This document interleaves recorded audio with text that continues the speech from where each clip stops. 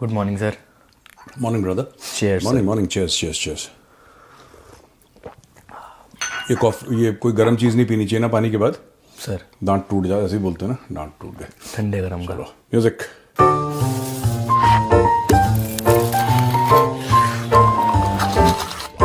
Chairs. हाँ भाई, story बता क्या है। स्टोरी बहुत सारी हैं बट मैं स्टार्ट ना क्रिकेट से करता हूँ। ओके। क्रिकेट में इंडिया का सेमीफाइनल मैच है 5 मार्च को, इंडिया वर्सेस इंग्लैंड, मुंबई में। तो एक स्टेटमेंट आया था पाकिस्तान से, कुछ टाइम पहले हमने भी कवर किया था, मोहम्मद आमिर का, कि आप मेरे से लिखवा लें कि इंडिया सेमीफाइनल में नहीं पहुंच सकता। इंडिया सेमीफाइनल में नहीं जाएगा, ये मैं उस पर पक्का हूँ। ये आपने कह दिया, ये पक्का है। हाँ, उल्टा पाकिस्तान बाहर हो चुका है। कई बार उसने पहले पता क्या बोला, सर पहले बोला लिखवा लें भारत सेमीफाइनल में नहीं जाएगा। फिर उसने बोला जब पाकिस्तान बाहर हो गया, उसने बोला चाहे पाकिस्तान हो जाए भारत तो कम से कम नहीं जाएगा। सर यही तो बात थी सर उसकी, मोहम्मद आमिर की। हाँ हाँ। तो इंडिया खेलेगा सेमीफाइनल। देखो यार, मैं कुछ ऐसे नहीं बोलना चाहता, ये इस इंसान का एक पास्ट है। इसको टीम से निकाला गया था मैच फिक्सिंग के सर। चलते, है ना। इसने मैच फिक्स करा था तो मोहम्मद आमिर, इसने पैसे लिए थे और इसने ये बोला था कि मैं उस समय बहुत छोटा था, मैं 19-20 साल का था और बड़े मेरे सीनियर भी पैसे ले रहे थे तो मुझे नहीं पता था। बहरहाल that could be the case, but the fact of the matter is that इसने पैसे लिए और उसको मैच फिक्सिंग के लिए। तो ये जो कहता है ना इतने सर्टेनिटीज है, ये मैच फिक्स नहीं था भाई, ये ऑर्गेनिक हुआ है। ये मैच फिक्स नहीं था। तुझे कैसे पता कि जाएगी कि नहीं जाएगी इंडिया। ये सब अपनी सस्ती लोकप्रियता पाकिस्तान के अंदर, क्योंकि देखिए अब इसका क्रिकेट का करियर खत्म हो चुका है। सभी रिटायर हो जाते हैं यार, बड़े से बड़े लोग रिटायर हो जाते हैं, तो ये भी खत्म हो गया इसका क्रिकेट का करियर। अब ये टेलीविजन शोज पे अपने आप को देखो, पाकिस्तान का एक बहुत बढ़िया, ये पूरा मुल्क एक्चुअली ना कंटेंट क्रिएटर्स का है। हर एक पाकिस्तानी चलता फिरता कंटेंट है। सर मैं बता रहा हूं बड़ी जिम्मेदारी के साथ, मैं कोई ट्रोल नहीं कर रहा है इनको पता है, इसको कहीं ना कहीं यह पता था कि भारत आएगा सेमीफाइनल में, क्वालिफाई करेगा और फिर मुझे लोग ट्रोल करेंगे। पर जब ट्रोल करेंगे तो जाके वो न्यूज़ चैनल का जो यूट्यूब चैनल है उसमें तो ढूंढेंगे, वहीं से क्लिप निकालेंगे। सर यही तो होता है कि हाँ दिखाना कहाँ पे था, क्या बोला, अच्छा क्लिप निकालो, बिफोर एंड आफ्टर बनेगा उसका। तो मोहम्मद आमिर ने जब मैच फिक्स करा था इसने तब वैसे पैसे कमा लिए, अब इसने ऐसे पैसे कमा लिए। तो मतलब जान के ट्रोल होते हैं। हाँ, ये आगाजी जो है, आगाजी वाला जो है, उसको पता है कि उसकी आगाजी वाली चीज हर समय फ्लॉप होती है, लेकिन उस फ्लॉप चीज की वजह से वो फेमस हो गया। ठीक है, आप सरप्राइज मत होना कि पाकिस्तान में कल वो डालडा और घी और कुछ और बेचना शुरू कर दे टीवी पे। आगाजी भट्टी, यहाँ भट्टी, फुरकान भट्टी, आगाजी ये वाला डालडा चाहिए, आगाजी ये वाला मसाला चाहिए, आगाजी। अब उसका आगाजी फेमस हो गया। वो तो उसको भी पता है कि वो जलील हो रहा है और ये काम सिर्फ पाकिस्तान में हो सकता है, ये और किसी मुल्क में नहीं हो सकता।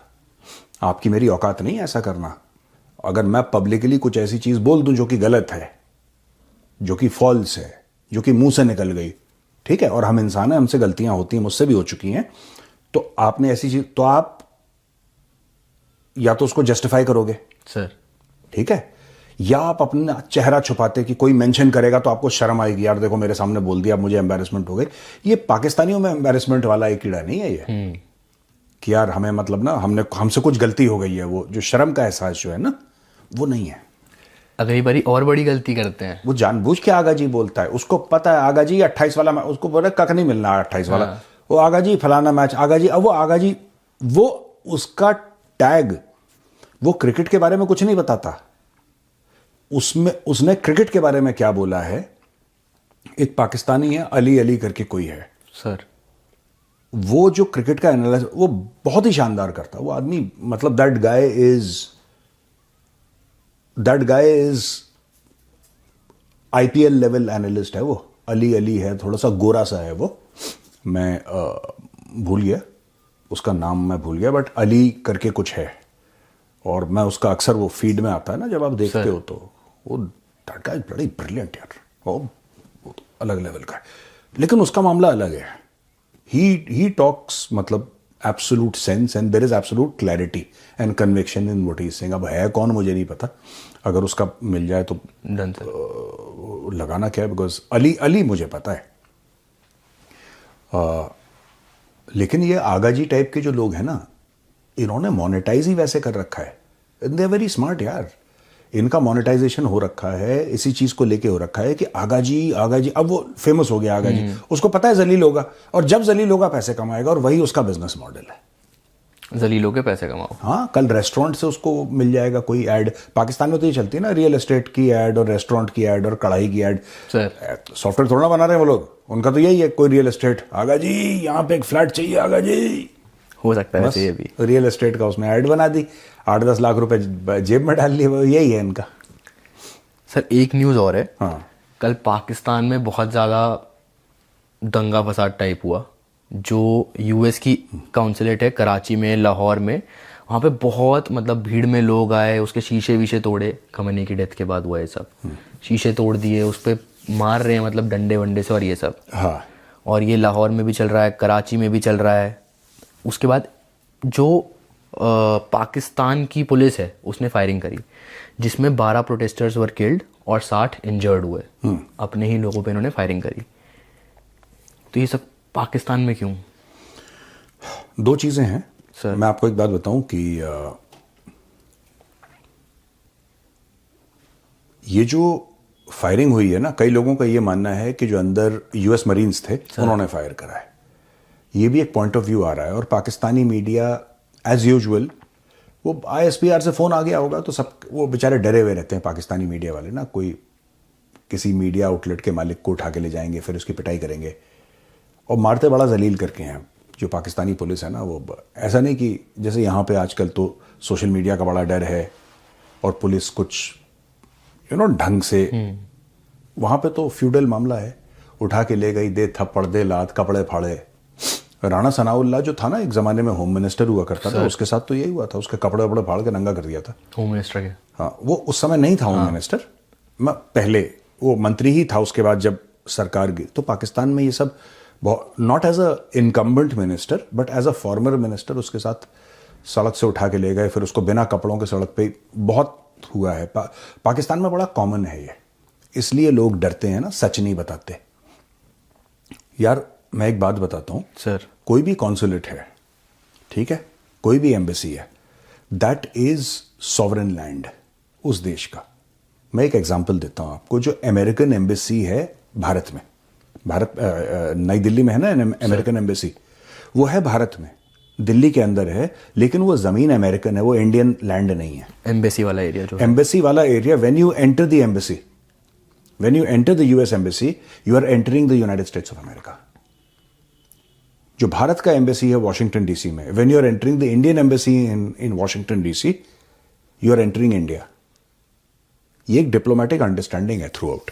सर, ये नॉर्म्स हैं, इट इज सॉवरेन लैंड। आप ऐसे नहीं घुस सकते, आप ऐसे नहीं घुस सकते। आप ये नहीं कह सकते कि मैं यहाँ का वो हूँ, फलाना ठेका, दरवाज़ा खोलो मैं check, you can't enter an embassy.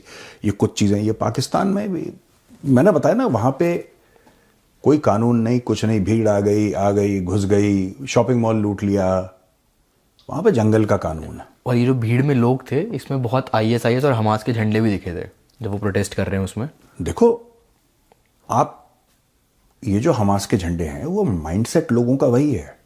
Pakistan में एक टेररिज्म के साथ सिंपैथी है। मैं ये तो नहीं कह रहा कि सारे पाकिस्तानी इस चीज में मुलविस हैं या इन्वॉल्व हैं, I am not saying that, I am just saying that there is a very deep sympathy in Pakistan, generally in society, for terrorism. वो एक्चुअली हमास को अच्छा मानते हैं, वो अलकायदा को अच्छा मानते हैं, हिजबुल्लाह को अच्छा मानते हैं। और यहीं पे हमारा और पाकिस्तान का जो क्लैश है, राइट, हमारा और पाकिस्तान का जो क्लैश है, उसमें friction point line of control हो सकता है। सर, पाकिस्तान जो टेररिज्म कर रहा है वो एक फ्रिक्शन पॉइंट हो सकता है, पर असल में वो that is not the main point. Main point ये है कि जो हमारे विलेंस हैं वो उनके हीरोज हैं। हमारी सोच अलग है, हमारे संस्कार अलग हैं, हमारी मान्यताएं अलग हैं।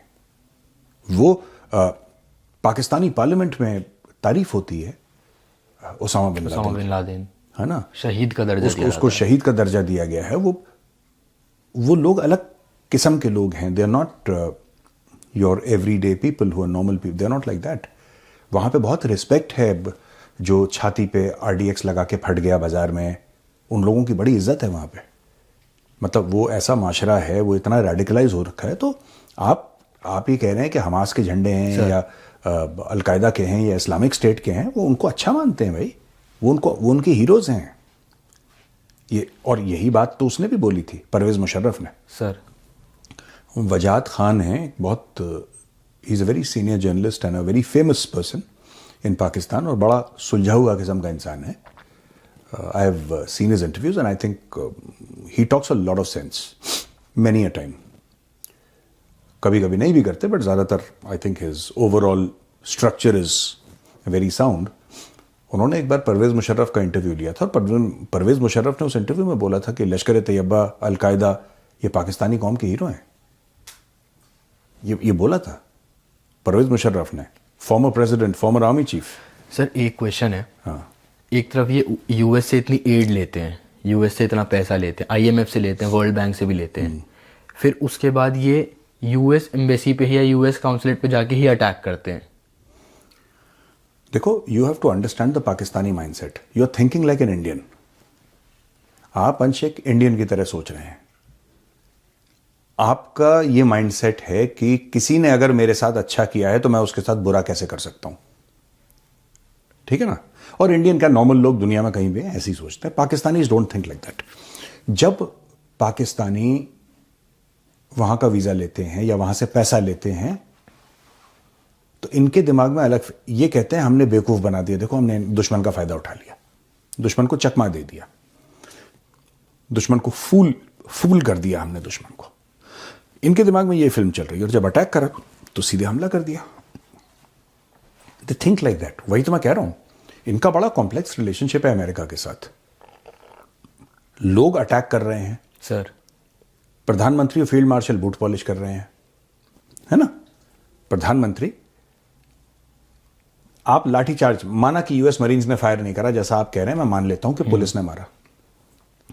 क्या उन लोगों को के ऊपर लाठीचार्ज करके, टीयर गैस चला के और वाटर कैनन का इस्तेमाल करके, इवन पैलेट गन का इस्तेमाल करके, क्योंकि पाकिस्तान में तो प्रोटेस्ट होते रहते हैं, सब होते रहते हैं, they are well versed in all these tactics, they police. क्या ये किया जा सकता था? क्या लोगों को निकाला जा सकता था? बिल्कुल. आपने गोली क्यों मारी? आपने 10-11 लोग निपटा दिए. कोई 9 कह रहा है, कोई 12 कह रहा है, I don't know what are the latest figures. आपने इतने लोगों की जानें ले ली. अगर पुलिस ने करा है तो, है ना. कोई कह रहा है US मरीन, कोई कह रहा है पुलिस. मैं कह रहा हूं मान लेते हैं पुलिस ने किया, जैसा आपने बोला, I agree with you, police ने किया. तो क्यों? क्योंकि जब लोग गुस्सा हो गए तो फिर Asim Munir has to justify to his boss Donald Trump कि साहब अमेरिकन जो कॉन्सुलेट था उसके अंदर घुसे और मैंने सब रगड़ दिया. मैं आपका वफादार हूं, मैं नहीं छोड़ूंगा चाहे पाकिस्तान. इतने सर 12 बंदे लिटा दिए मैंने. मजा ले उनकी. आपका शीशा तोड़ा सर, आपकी खिड़की का शीशा तोड़ा, 12 लोगों की जान ले ली सर मैंने. इसको कहते हैं वफादारी. शीशा का मतलब शीशा नहीं, शीशे का मतलब 12 खानदानों की जान मैं खत्म कर दी, निपटा दिया सर मैंने आपको. मैं आपका वफादार हूं. That is how it is. हाँ. गोपाल के इसी में ना एक वीडियो और निकल के आई है. हाँ. तो मोहसिन नकवी की तरफ से स्टेटमेंट आया है कि आप प्रोटेस्ट करो बट पीसफुल प्रोटेस्ट करो. वो वीडियो मतलब बहुत ब्लर है, बट उसमें दिख रहा है कि हाँ वो भीड़ के बीच में खड़ा है, उसको भी धक्के पड़ रहे हैं, भाई को भी, मोहसिन नकवी को भी.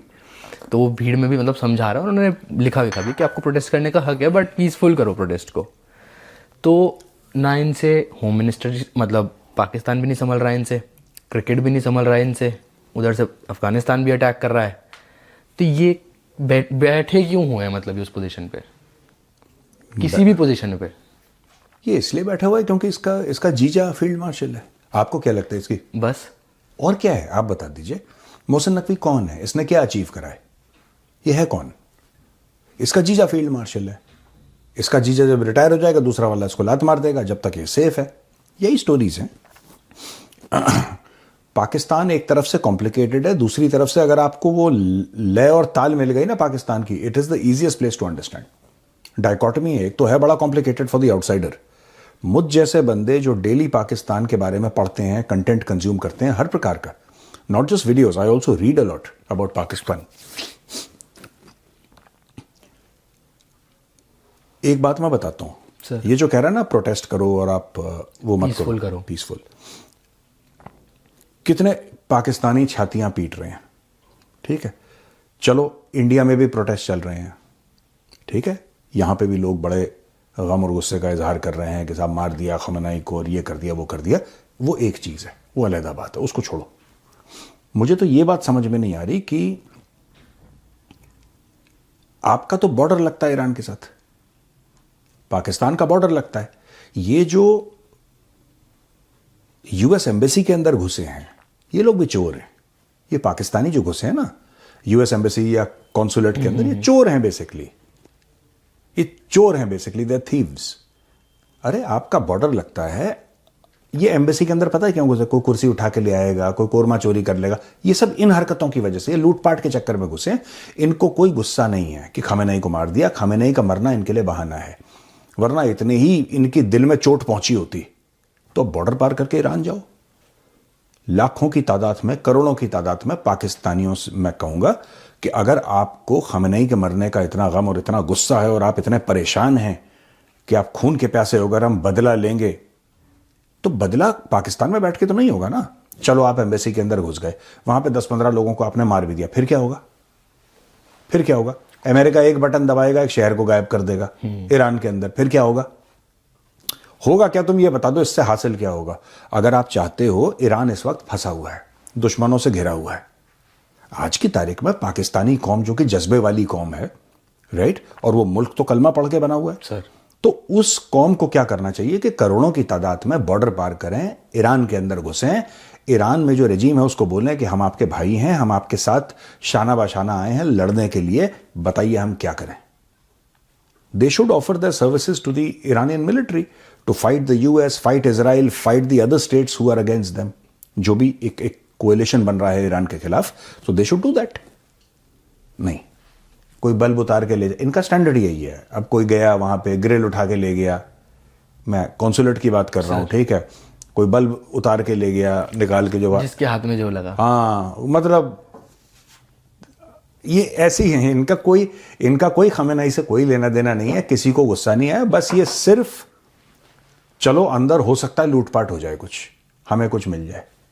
गार्ड को थप्पड़ मार दिया, उसकी जेब से बटुआ निकाल लिया, उसका 20-30 रुपए थे बेचारा, इसी में पाकिस्तानी खुश हैं, यही इनका एंटरटेनमेंट है। एक न्यूज़ और है, कल पाकिस्तान का एक न्यूज़ चैनल है जियो टीवी, तो वो ना कुछ सेकंड के लिए उसकी स्क्रीन पे फ्लैश हुआ, मतलब बोला जा रहा है कि वो हैक हो गया था, उसकी स्क्रीन पे फ्लैश हुआ your army is your enemy, Urdu में लिखा हुआ है वो, बट उसका मतलब यही है कि आपकी फौज ही आपकी दुश्मन है और आपको खड़े होना चाहिए अपनी फौज के खिलाफ। ये सब बहुत बड़ा चैनल है जैसे जियो टीवी ना, तो जियो टीवी जैसे बड़े चैनल पे ये चीज़ फ्लैश होना पाकिस्तान के हिसाब से बहुत बड़ा चैनल है, पाकिस्तान के हिसाब से। और जैसे आप बताते हो कि पाकिस्तान में आर्मी ही मीडिया कहीं ना कहीं कंट्रोल करता है, कहीं ना कहीं नहीं, पूरा डायरेक्टली कंट्रोल करता है, और इस चीज़ का ब्लेम भी वो इधर इंडिया पे ही डाल रहे हैं अब कि इंडिया ने ये इसको हैक करा है और ये हुआ है। कुछ दिन पहले तो खुशियां मना रहे थे कि हमने ऐसा हैक करा कि बॉम्बे की लाइट ऑफ कर दी, सर, है ना? क्या यार, मतलब बट अब जो है हाँ, अच्छा जी, अच्छा जी। सर, एक लास्ट क्वेश्चन पूछूंगा मैं आपसे।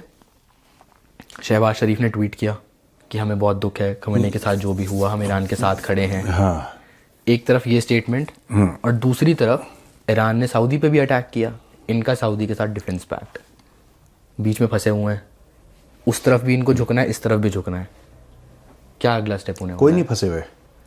इशाक डर ने फोन करा, सर, इशाक डर जो इनका डिप्टी पीएम है, इशाक डर फोन करता है और इशाक डर ये कहता है कि जनाब ईरान के साथ जो हुआ हमें बहुत बुरा लगा, सर, ईरान के साथ जो हुआ हमें बहुत बुरा लगा। शहबाज शरीफ फोन करता है मोहम्मद बिन सलमान को कि सऊदी के साथ जो हुआ हमें बहुत बुरा लगा।